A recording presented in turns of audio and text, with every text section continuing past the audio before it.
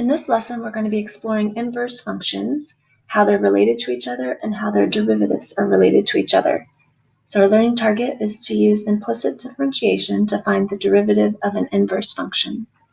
And just a note on notation, you might remember seeing, especially with inverse trig, we use a superscript of a -1.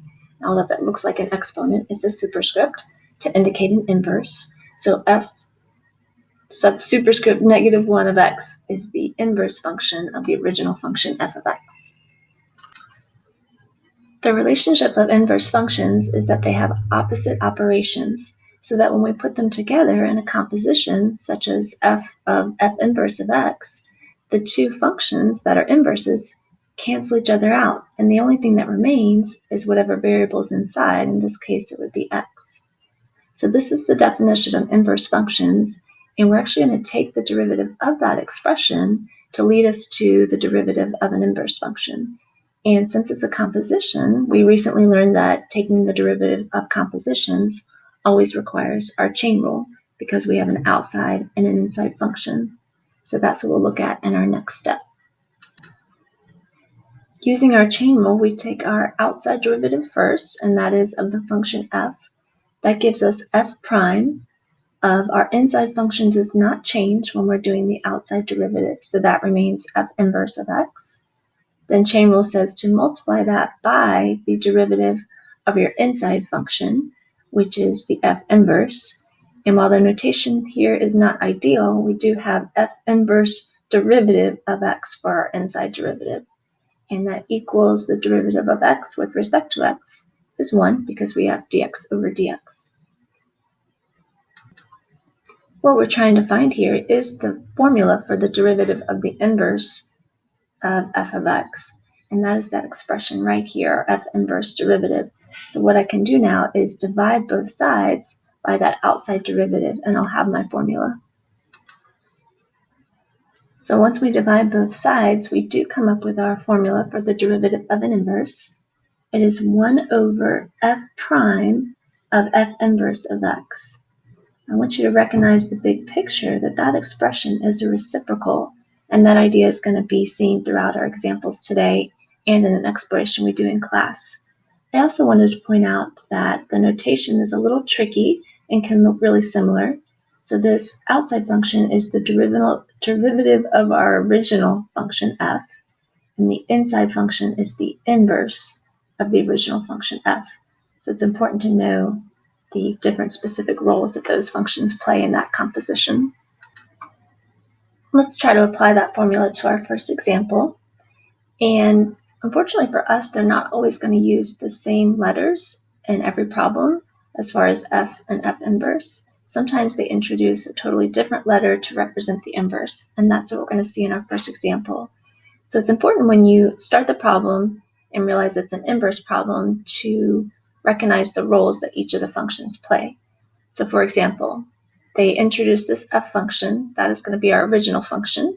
They give us a value of f and a value of f prime, and then they introduce this function g, and it says g of x is equal to f to the -1. Notice they never use the word inverse, but we're supposed to recognize mathematically that's a context clue that g is actually the inverse of our original function f. It's asking us to find g prime, so that is the derivative of the inverse, which is what we just found our formula for. I started by writing down or copying the formula f prime of f inverse of x, and then I made two substitutions based on the information I was given. They told me that f prime is the same as this g function, and that the x value I'm supposed to evaluate that derivative at is 5. To move on to my next step, I need to know something about the nature of inverse functions and their x and y values. So since inverses are complete opposite, their x and y values actually switch places. So if I'm given f of 2 equals 5, the inverse of fg is going to have the coordinates 5, 2. So the x and y completely change places. So then I know that g of 5 is actually 2, so I can substitute 2 in for g of 5 and then proceed to my final answer. I'm finally going to use that last piece of information that was given to me. F prime of 2 is 7, and that's exactly what I need to find my final answer. So the derivative of the inverse of f, which is g, so g prime at 5 is 1 over 7. It's really important to recognize that 7 was the derivative of f, and the derivative of the inverse g is the reciprocal of that 1/7. A lot of students find that this formula is a little awkward and really hard to remember because we don't use it very often. So I've tried to think of a couple ways that could help students remember what they need to know about inverse functions. So here's a chart that shows that the x and y values between two inverse functions flip or switch places. This next chart is going to help us determine the derivative of the inverse, and we have to be given the derivative of the original to be able to do that. So at the point 2, 5, which is the original point given to me, I'm making a secondary chart. At 2, I knew the value of f prime was 7, and I was given that value, I was asked for the value of g prime. Notice that's diagonal from that box. So the value of g prime at 5, I know, is the reciprocal value. So that takes me right to my final answer. If I know the derivative of the original at the x value, then the derivative of the inverse at the y value is 1/7. Some students find these charts helpful. I hope it does for you. If not, you can always go back to the formal formula that we're using at first. So now that I've shown you 2 ways to get the answer for that first example, let's leave these other 2 examples to do in class, and I'd like to introduce the derivative of inverse trig functions next.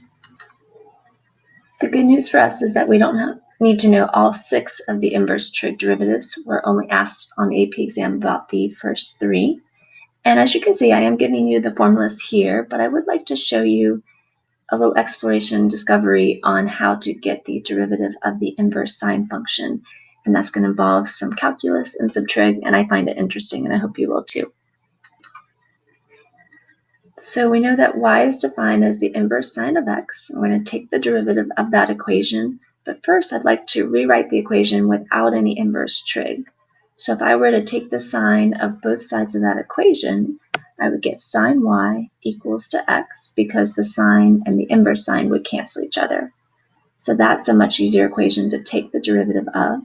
And when I do that, I need to recognize that this sine y is actually a chain rule because of the implicit differentiation when we take the derivative with respect to x. So the derivative of x is equal to 1. The derivative of the outside function would be cosine of y times the derivative of the inside function, which is y, with respect to x, always gives us that dy dx. So that's my outside and inside derivative. So since I am solving for the derivative, I need to get dy dx isolated. I will do that by dividing both sides by cosine y. So I get dy dx equals 1 over cosine y.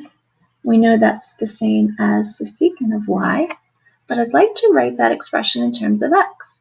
And this is when the trigonometry is going to come into play. So let's go ahead and look at y. We know that y is an angle since we took the sine of it. So let's put that on our axes here. So here's what we know so far. Since y is an angle, it's going to create that right triangle with the x-axis. Sine of y is equal to x, and we know from trig that sine is defined as the opposite side of the triangle over the hypotenuse. So the x needs to be opposite the y angle, the 1 is the hypotenuse. I'm going to use Pythagorean theorem to find that missing third side. So I named my missing side a, just to use a random variable. A squared plus x squared equals 1 squared. I solved for a. I got the positive square root of 1 minus x squared. And going back to our derivative of inverse sine, we left off at the secant of y. Well, I know from trig that secant is defined as hypotenuse over adjacent. So I've got my hypotenuse 1 over the adjacent side that I just found, that square root of 1 minus x squared. And that is proving that the inverse sine derivative is just that. So we'll definitely need to memorize these 3 inverse trig derivatives, and we'll have a couple examples to do in class.